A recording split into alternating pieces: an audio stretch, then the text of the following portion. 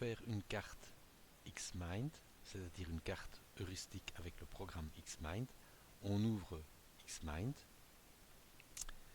et on tombe sur cet écran-ci. On choisit une carte, par exemple de style professionnel, et on la crée. On a donc ici le sujet central. On va prendre un exemple pour faire un aide-mémoire d'Excel. On double-clique, on peut enlever sujet central et remplacer par Excel. On fait Enter. Nous avons donc ici le sujet central. Nous insérons un sujet. Voici. Et si nous tapons ici par exemple l'ensemble des onglets,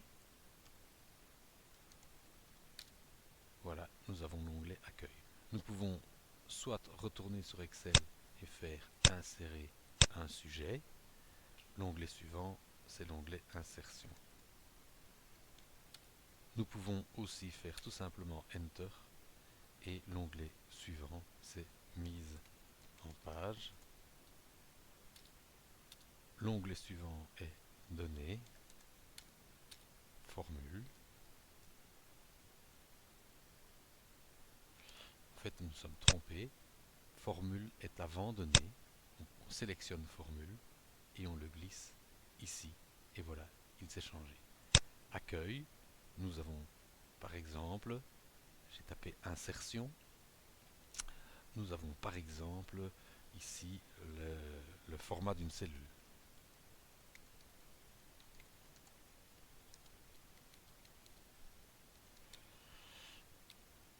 Nous avons la mise en forme conditionnelle. Et rechercher, remplacer. Voilà par exemple ce qu'on trouve dans le onglet Accueil. Dans Insertion, il y a Graphique et Tableau. Tableau.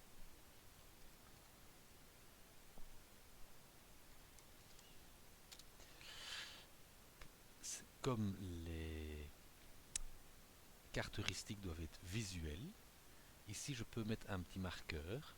Je vais dans soit Insérer marqueur, soit je les ai directement ici. Graphique, marqueur. Et là, on voit beaucoup plus clair les marqueurs qu'on peut utiliser. Et là, il y a un marqueur qui correspond à graphique. Comme ceci doit être assez visuel, si je sélectionne la carte et que je vais dans Propriétés, je peux ici sélectionner un fond, un papier peint, mais je peux aussi sélectionner des lignes fuselées et des couleurs multibranches. Si je vais ici, je peux prendre des courbes plus importantes. Dans Formule, je vais insérer un sous-sujet. Dans Formule, j'ai ci, mais j'ai aussi minimum et si je trouve que les lignes ici sont trop importantes, je peux aller là et sélectionner plus fin. On va encore voir l'insertion d'une image et je vais aller dans pied de mise en page. Là, je sais que je peux gérer le pied de page, donc je vais faire insérer un sujet qui s'appelle pied de page. J'ai enregistré une image sur mon bureau qui m'intéresse d'avoir ici. Je vais ici insérer image. Depuis l'endroit où je l'ai mis, c'est le bureau. Et il y a une image qui s'appelle pied de page. Et j'ai donc ici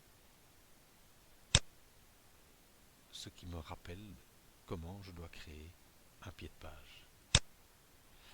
Voilà, on peut faire des liens, par exemple dans Données, insérer sous-sujet, rechercher, et puis je veux montrer que en fait rechercher remplacer est à deux endroits différents. Donc, je clique ici, je clique sur relation et comme ceci, je peux bouger mes relations comme ceci. Il y a encore des tas d'autres possibilités que je vous suggère d'explorer. Par exemple, vous voyez ici, on peut créer un petit nuage et on peut en choisir la forme. On peut ici, par exemple, en faire une ellipse, etc., etc., etc. Il suffit pour l'enregistrer, sauvegarder comme nom Excel sur mon ordinateur, sauvegarder et il va vous demander où vous voulez le garder, par exemple sur le bureau.